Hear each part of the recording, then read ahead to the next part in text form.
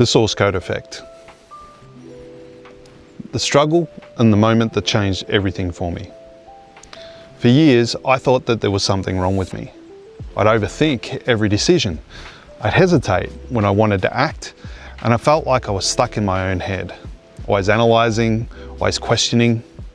And no matter how much I tried to push forward, the same problems kept popping up, showing up just in different forms like whack-a-mole. And I'd hesitate before posting something online, or I'd hold back in conversations, afraid of saying the wrong thing. I'd sit on ideas for months, feeling like they weren't even ready. Then I had the realization that changed everything. I want to share that with you today. And that was that I wasn't broken. My mind wasn't sabotaging me. It was actually trying to protect me from something I deeply cared about. What I originally thought were my biggest flaws were some of my strongest values, just expressed in the wrong way.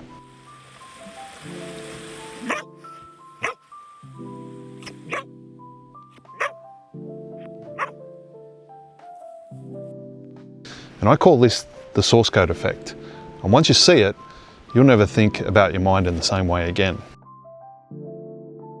Big idea number one.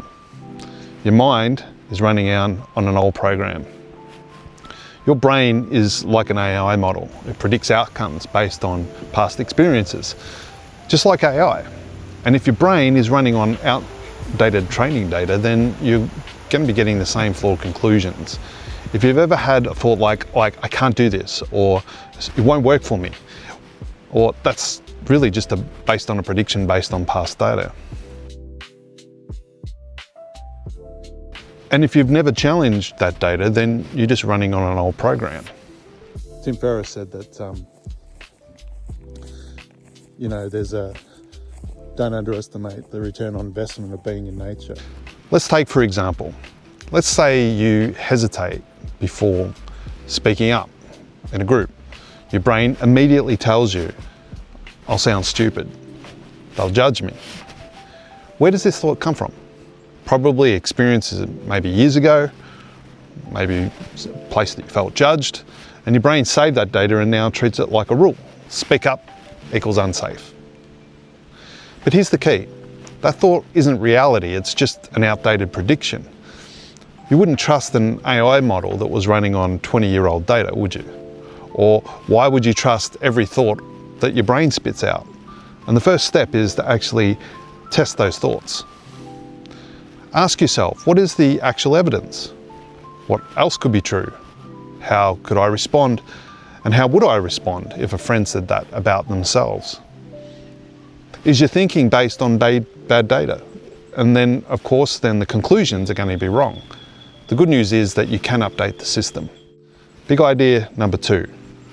Your biggest struggles are actually your deepest values in disguise. The things that actually hold you back aren't flaws, they're actually signals of what matters most to you.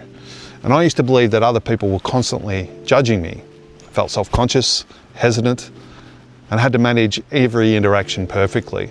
I thought this was social anxiety, and it probably was, but it was actually something deeper. For example, I really value deep connection, understanding, and to be seen who I really am, at least to be understood. You can disagree with me, but please understand me. So instead of seeing, people are judgmental, I could see, well, I value deep, meaningful connections, and not everyone's meant to be in my circle. That's okay. Instead of thinking, if I don't get this exactly right, I've failed, I could recognize, well, I value excellence, and I can still aim for mastery while taking action now. And this shift changed everything. Instead of fighting myself, I could, work with my own nature. Your mind isn't attacking you. Sometimes it feels like it is, but it's showing you what you really care about. And if you learn to recognize that, then you can align your thoughts with your values instead of letting them work against you. Big idea number three. You can debug your mind.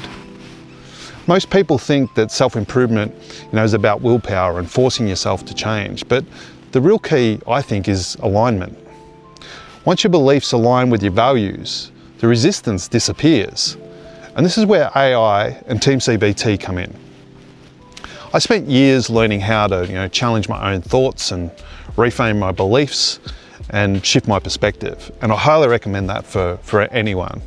But now I can do it in minutes. If I need a checkup. So if you want to test the limiting belief right now, try this. Like ask AI or ChatGPT or many of the others, what are the cognitive distortions in this thought? And then ask, what are the values might actually be behind this belief? And then ask, well, how could I reframe this belief while honoring my values? And most people live their entire lives without ever questioning the thoughts that run their reality. Thoughts that hold you back, and they might not even be true. And if you change them, everything else changes too.